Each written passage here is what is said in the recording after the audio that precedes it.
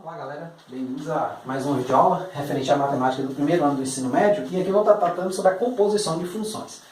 A princípio eu escolhi um exemplo para a gente, a partir desse exemplo, entender a ideia da composição, depois a gente formaliza isso matematicamente. Como exemplo, eu pensei no custo da água, né? No custo, no valor final que a gente paga pela água que é coletada lá de uma barragem tratada.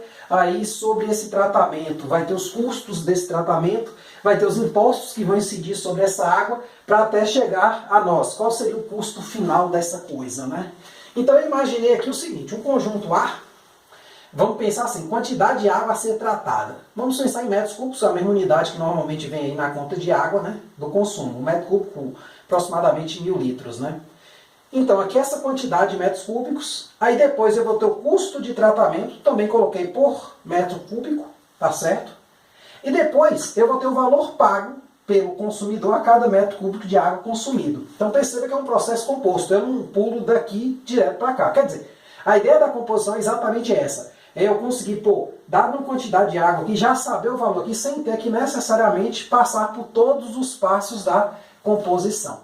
Então aqui eu coloquei o seguinte, a minha unidade, 1 metro cúbico, então X. Aí eu tenho um custo de tratamento, vamos supor, de R$10.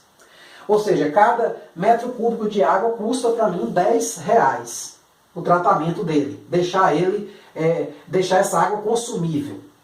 Certo? Então esse é o custo zero. Se a empresa vendesse por esse valor, ela não ganharia nada. Tá certo? Pensa assim, foi o custo que ela gastou, comprou lá de insumos, de cloro, outros produtos para tratar a água. Então eu tenho uma função, se eu for imaginar, y igual a 10x. Ou seja, se eu tenho 1 metro cúbico de água produzida, ela custa R$10. Se eu tenho 2 metros cúbicos de água produzida, ela custa 10 vezes 2, R$20.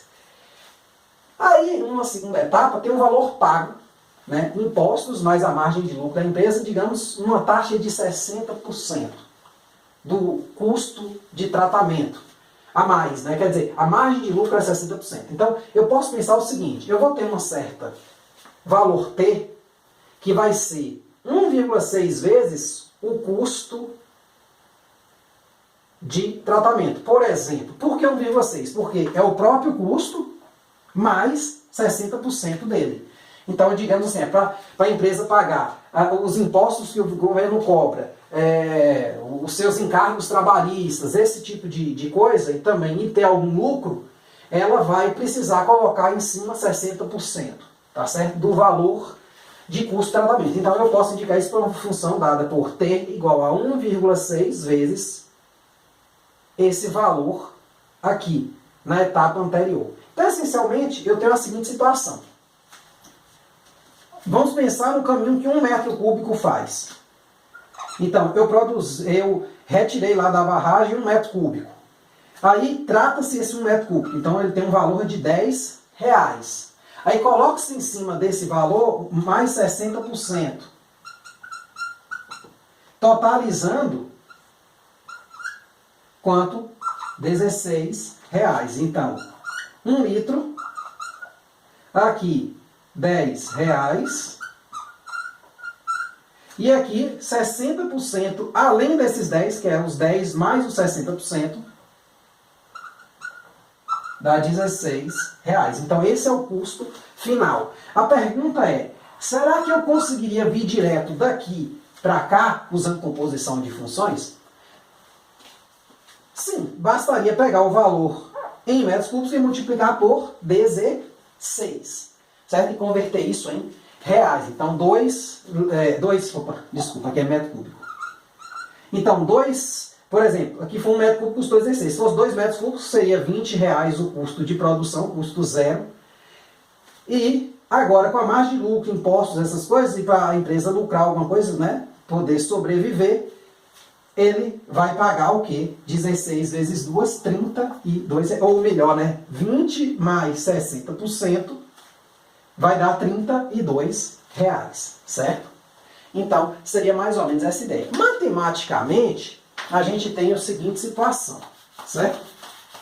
Vou definir aqui adequadamente a função composta, mas tenha em mente que a função composta vai ser uma espécie de simplificação de um processo longo, quer dizer, um processo onde eu tenho várias etapas. Tipo, eu calculo o custo da água, depois calculo o custo de produção, calculo os impostos, calculo isso, calculo... até chegar no consumidor final. Então, esse caminho, ele pode ser encurtado com uma única função, certo? Atendido, claro, algumas condições que a gente vai ver. Então, ó, sejam A, B e C conjuntos e sejam as funções, né? As funções f de A em B e g de B em C. A função que eu vou chamar de h, certo? H de x tal que essa função,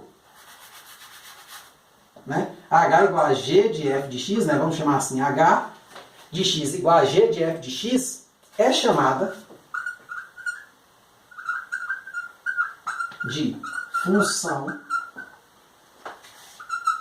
composta de g com f.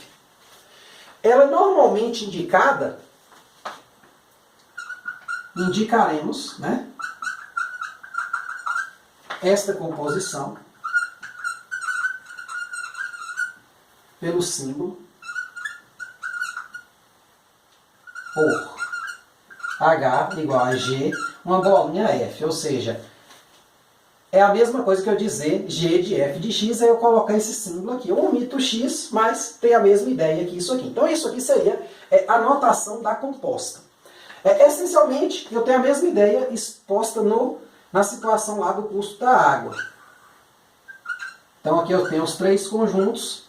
Então daqui há uma primeira saída x, a saída x, aqui há uma chegada y igual a f de x, e daqui eu trabalho essa chegada, na verdade, aqui, primeira chegada, primeira saída, então eu trabalho essa primeira saída com a chegada da função g. Então aqui eu tenho a função f, então aqui eu tenho um t igual a g de y.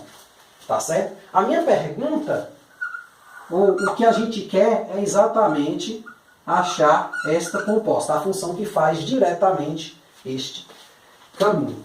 Tá certo? Para isso, vamos pegar um exemplinho besta aqui, ó, bem simplesinho. Exemplo. Vamos considerar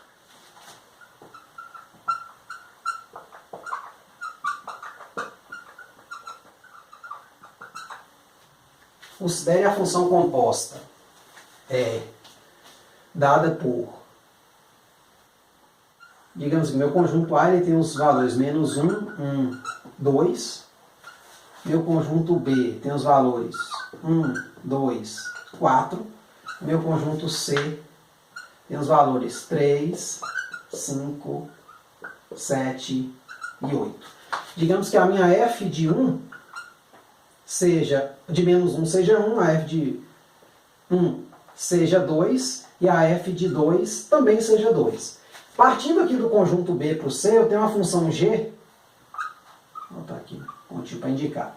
Eu tenho uma função g onde a g de 1 é 3, a g de 2 é 5 e a g de 4 é 7. Certo? Então, ó, o que a gente tem aqui? Se eu fosse calcular, por exemplo, o que seria g de f de menos 1?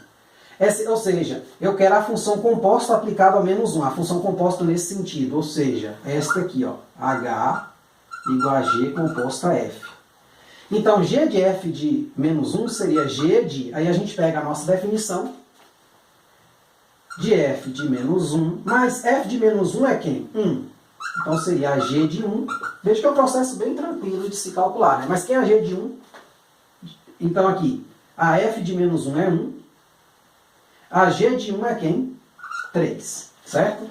Por exemplo, se eu fosse calcular agora a g de f de 1, seria a g de... Quem é a f de 1? 2. Né? Aí a gente escreve aqui a f de 1. Só que essa f de 1 aqui pela função, ela vale 2. Quem é a g de 2? 5. Quem é a g de f de 2? É a g de f de... Por sorte, a f de 2 dá 2 também, igual, né? Como coincidiu aqui. E ambas vão no 5. Certo? Então aqui eu fiz o processo que eu digo assim, passo a passo. Porém, eu poderia imaginar da seguinte forma. Eu poderia imaginar só uma função de A para C, onde eu teria o menos 1, o 1 e o 2. E aqui eu teria o 3, o 5, o 7 e o 8. E eu já teria o caminho direto, que é exatamente a função H. Então a G de menos 1, quer dizer, a H de menos 1, se eu fosse ver o processo direto, daria quem? 3. A H de 1 daria quem? 5. A H de 2 daria quem? 5 também. Então esta aqui é a minha função H. Certo? Ou seja, H de menos 1 daria 3. H de 1 daria 5 e H de 2 daria 5 também. Então essa aqui é a minha função composta G de G com F. Algumas considerações a gente tem que fazer sobre a função composta que são as seguintes. Sempre que essa composição existe, eu tenho que tomar alguns cuidados, porque aqui o B aqui, ele está explícito estando como chegada da função F e saída da função G, ou seja, contradomínio da função F é B, aqui é o domínio da função G. Ou seja, uma condição para a gente ter isso aqui, que não foi dito, é que se esse B, esses caras aqui, eles poderiam ser diferentes. Aqui podia ser um conjunto e aqui ser outro. Mas uma condição é o seguinte, que o contradomínio da F, certo? Para eu ter função, ele tem que estar incluído no domínio da G. Como é que eu coloquei B? Isso meio que às vezes a gente não percebe que tem que haver essa relação. Então aqui o certo seria de A para B e de X para C. Um Xão ou um D, né? De D para C. Então esse B teria que estar contido nesse D. Por quê? Porque não pode sair um cara daqui e cair num cara que não está correspondido aqui. Tá certo? Então aí não teria a composição. Isso aí nos exercícios a gente vai ver. Então perceba essa relação interessante aqui. Tá certo? Então, contradomínio da função de dentro da composição, que a saída dela tem que estar dentro da entrada da G. Óbvio, o que vai sair da F vai ser calculado pela G. Se sair um valor que não pode ser calculado, isso dá problema. Tá certo? Uma outra coisa é o seguinte, G composta F e F composta G, em geral é diferente de G composta F. Se você olhar aqui, já dá um certo probleminha, porque se você pegar aqui, por exemplo, G composta F, será que faria sentido, ou F composta G, será que faria sentido, por exemplo, eu calcular a F de G de, digamos, 3? 3 não, né? No caso 1. Ou seja, quem é G de 1? G de 1 deu 3. Quem é a F de 3? Não está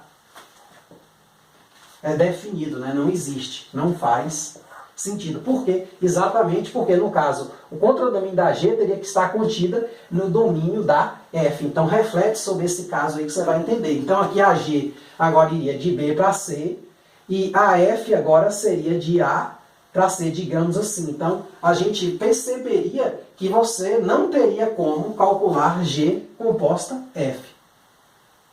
No caso, F composta G, né? Então essas coisas não seriam iguais, tá certo? Então é isso aí. Nos exercícios a gente vê um pouquinho melhor, né? Às vezes parece um pouco confuso, não pode, né? Nem sempre comuta, né? Ou seja, não é que nem a soma de 2, não é A mais B igual a B mais A, mas tá aqui as ideias principais, né? Volta lá no primeiro exemplo você vai entender. Então a ideia da composta é exatamente essa, é encurtar o processo. Um processo que eu tenho de uma F para uma G, de um conjunto A para um conjunto B, depois de um B para um C, de um C para um D, de um D para um E. Mas será que existe um caminho que vá direto do A para o E, sem eu ter que calcular todos esses caminhos? A resposta é, se as condições de contradomínio e domínio estiverem satisfeitas, né, você vai perceber que essa composição será possível. Será possível achar uma função que faz o caminho direto, como essa aqui, por exemplo. Tá certo? Então eu encurto essa aqui que tem 2 etapas para essa que tem apenas uma. Tá certo?